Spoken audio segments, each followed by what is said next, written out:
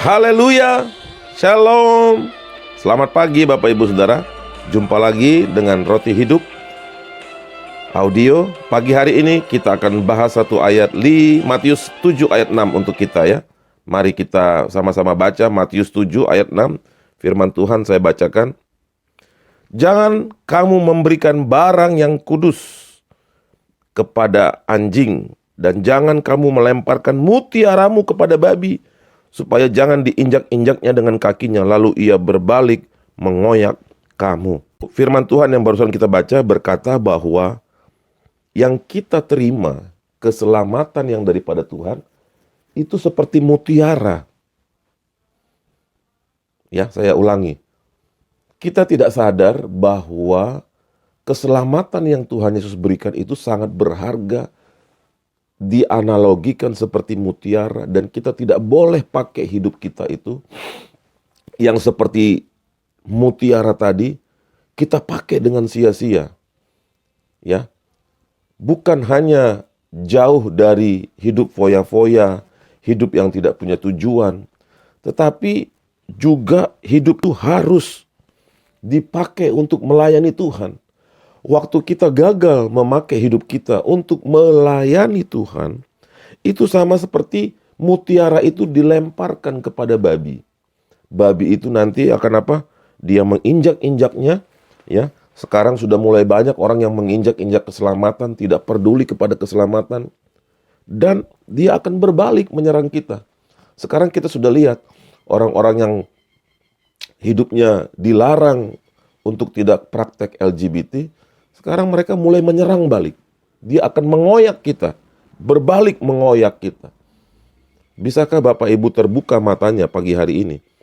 Waktu saya katakan sedikit penjelasan bahwa mutiara itu kalau dibuang akan berbalik menyerang kita. Ya.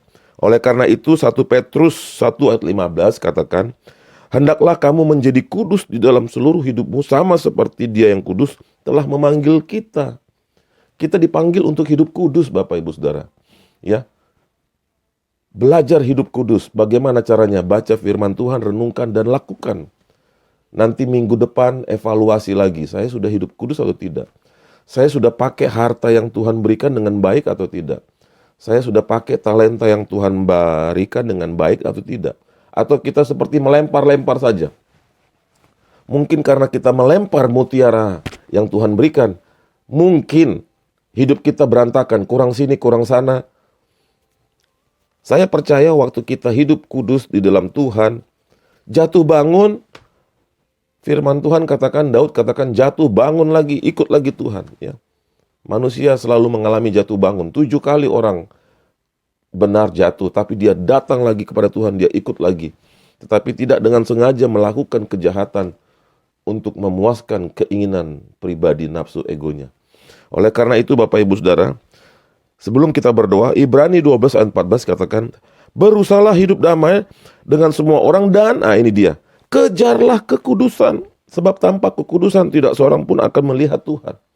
Marilah kita mengejar kekudusan itu. Jangan pakai kata-kata mutiara yang menyesatkan. Saya kan masih manusia, hidup dalam daging, tidak bisa hidup kudus. Bapak Ibu yang masih mengucapkan kalimat itu bertanggung jawab terhadap dirimu sendiri. Jangan suruh saya bertanggung jawab terhadap kalimatmu sendiri. Kalau engkau katakan, aku kan masih di dalam daging, aku tidak bisa hidup dalam kekudusan. Kalau itu kita pakai untuk kita hidup dalam dosa, tanggung jawab sendiri apa yang Bapak Ibu ucapkan. Firman Tuhan tidak katakan seperti itu. Firman Tuhan katakan, kejarlah kekudusan. Seperti orang mengejar S1. Seperti orang mengejar lulus S2. Sekarang anak-anak kita sedang mencari posisi di universitas negeri. Mereka mengejar. Ya, mereka mengejar lulus dapat satu bangku di universitas negeri. Seperti itulah kita. Kejarlah kekudusan, kejarlah kekudusan, kejarlah kekudusan. Ya, firman Tuhan singkat hari ini cukup buat kita. Mari kita berdoa. Bapa, di dalam nama Tuhan Yesus, kami mengangkat tangan kami mengucap syukur. Kami mau mengejar kekudusan itu. Ajari kami Roh Kudus. Kami tahu kami sering jatuh, tapi kami tidak mau jatuh dan terlena di dalam dosa dan hidup di dalam dosa dengan sengaja. Kami mau bangkit hidup dalam kekudusan, mengejar kekudusan setiap hari. Di dalam nama Tuhan Yesus kami percaya perlindungan-Mu ada buat kami semua, khususnya Tuhan, rekan-rekan saudara kami di Indonesia yang terus mengalami kelonjakan angka COVID yang sangat mengerikan. Tuhan, tolong kami semua, pagarilah kami Bapa, kasihani kami. Dan Tuhan, hari ini kami percaya ada kemenangan, ada terobosan ilahi. Di dalam nama Yesus kami berdoa, mengucap syukur. Haleluya, amin. Roma 12 ayat 1.